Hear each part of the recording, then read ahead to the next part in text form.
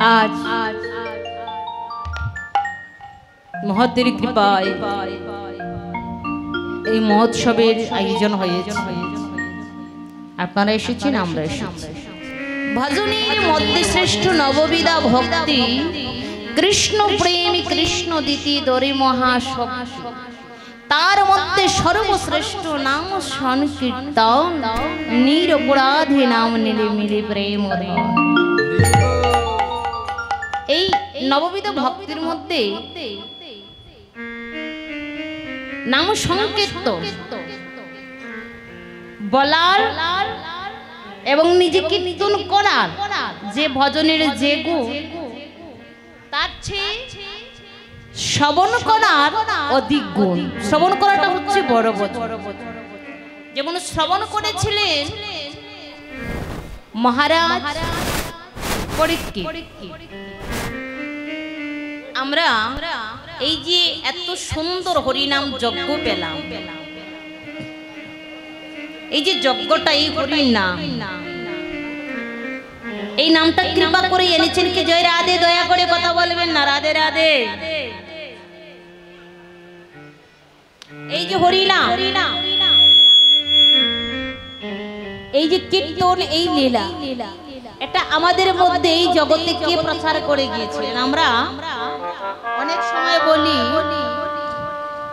বা একটা গান আছে, এই নাম কোথায় ছিল রে, কে জানিল রে, মধুমাখা হরিনাম। এই হরিনাম কে আনলো? বলে নিতাই এলে বিলাইল। দয়াল নিতাই জীবের গড়ে গড়ে বিলাইল, কিন্তু নিতাই বিলাইছে বটে ঠিক, কলি জীবের গড়ে গড়ে, কিন্তু নিত্যানন্দ কি সেই নাম নিয়ে এসেছিল? না, নিত্যানন্দ আসার পূর্বে এই নাম এসেছিল। এই যে হরিনাম, এই কীর্তন, কীর্তনের শব্দের অর্থ হচ্ছে কৃত্তি, অর্থাৎ অপ্রাকৃত রাধা গোবিন্দের বৃন্দাবনের যে অপ্রাকৃত, বৃন্দাবনের অপ্রাকৃত যে লীলা, সেই লীলাটাকে আস্বাদন করা বা করানো, দুটো মিলে হচ্ছে কীর্তন। আবার এই কীর্তনটাকে দুটো ভাগে ভাগ করা হয়, একটা হচ্ছে নাম কীর্তন আর একটা হচ্ছে লীলা কীর্তন।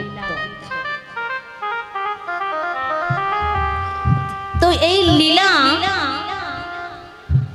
তত্ত্ব, অর্থাৎ লীলার মধ্যে যে তত্ত্ব আছে, সেই তত্ত্বে আর পদে মিলে যে কীর্তনটা করা হয় সেটাকে বলে পদাবলী।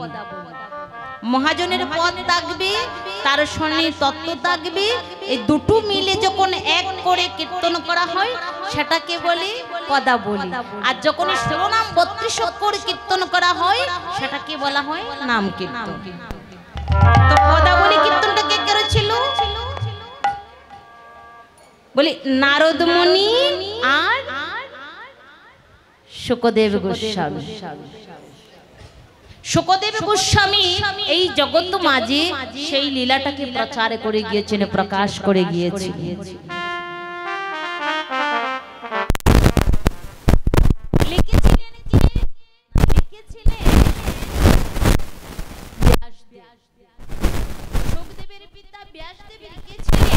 কিন্তু ব্যাসদেব লিখে এখানে এতে রেখেছিলেন, কিন্তু প্রচার করার সময় তার হয়নি, প্রচার করতে পারেননি। প্রচার করে গিয়েছে উনারই পুত্র শুকদেব গোস্বামী জগৎ মাঝে। একটা কিছু প্রচার করতে হলে এর মাঝে মাধ্যম থাকতে হয়। তো মাধ্যমটা কে ছিলেন? মাধ্যম ছিলেন মহারাজ পরীক্ষিত। সর্বপ্রথম এই কীর্তন শ্রবণ করে যিনি সর্বপ্রথম মুক্তি লাভ করেছিলেন তিনি হচ্ছে মহারাজ পরীক্ষিত। মহারাজ পরীক্ষিত কার পুত্র? অভিমন্যু। মাতৃগর্ভে যাকে অশ্বত্থমা ব্রহ্মাস্ত্র দিয়ে বধ করেছিল, সেই গর্ভে উত্তরার গর্ভে আবার ভগবান শ্রীকৃষ্ণ পুনরায় স্থাপন করেছিলেন। সেই মহারাজ পরীক্ষিত অতি ধর্মপরায়ণ রাজা ছিলেন, কিন্তু এই যে কলিযুগ কলি এসে যখন মহারাজ পরীক্ষিতের মাথায় আশ্রয় গ্রহণ করেছেন, সেই দিন মহারাজ পরীক্ষিত একটা অপরাধ করেছিল, একটা পাপ করেছিল। পাপটা কি?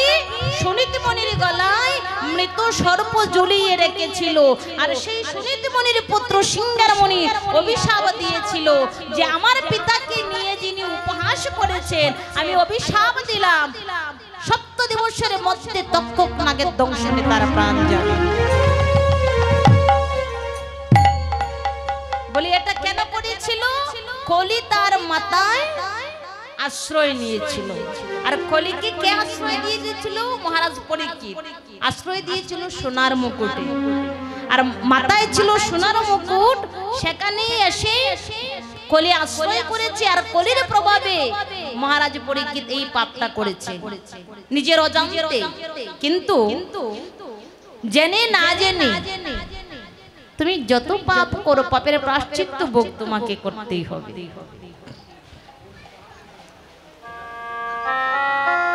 মহারাজ পরীক্ষিত যেদিন জানতে পারলেন যে আজ থেকে মাত্র 7 দিন পৃথিবীর বুকে বেঁচে আছে, তিনি মনে মনে চিন্তা করলেন সারা জীবন চলে গেল, কোনোদিন আমার ভজন হলো না, কৃষ্ণ ভজন হলো না, সাধন হলো না, সাধুগুরু বৈষ্ণবের সঙ্গ হলো না, আর এই 7 দিনে আমি কেমন করে মুক্তি লাভ করব? আমার উপায় কি? তিনি সুনীতিমণির শরণাপন্ন হলেন। তো সুনীতিমণি সেই দিন বলেছিল, হে রাজন, তোমার একটা মাত্র রাস্তায় আছে, তুমি যদি শুকদেব গোস্বামীর বদন থেকে ভক্তি ভরে এই লীলা কথা হরি কথা সাধন করতে পারো, তাহলে শ্রবণের মধ্যেই তোমার মুক্তি লাভ হয়ে যাবে।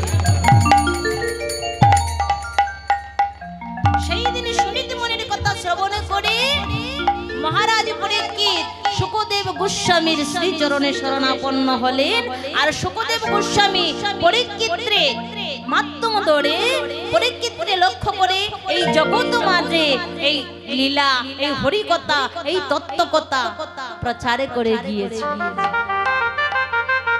এই যে সভা বসেছেন, আর যে আপনারা বসেছেন, আপনাদের যে আসনটা, এই আসনটার নাম হচ্ছে পরীক্ষিতের আসন। এই আসনে বসেছিল মহারাজ পরীক্ষিত।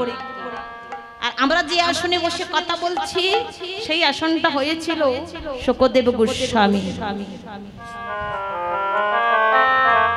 শুকদেব গোস্বামী যদি জগৎ মাঝে প্রচার না করতেন, নিতাই কখনো প্রচার করতে পারতেন না। শুকদেব গোস্বামী এনেছে, আর নিত্যানন্দ এই কলির জীবের ধারে ধারে কৃপা করে যেচে সেচে গৌরাঙ্গ মহাপ্রভু এবং নিত্যানন্দ দুটুবাই যেচে সেচে জীবের ধারে ধারে নাম বিতরণ করে গিয়েছে। তাই আমরা আজ এই হরি কথা, কৃষ্ণ কথা সাধন করতে পারছি। আর যদি শুকদেব গোস্বামী আমাদেরকে না জানাতেন বা এইটুকু নামতেন, তাহলে আমরা আজ এই হরি নাম আর সাধন করতে পারতাম না।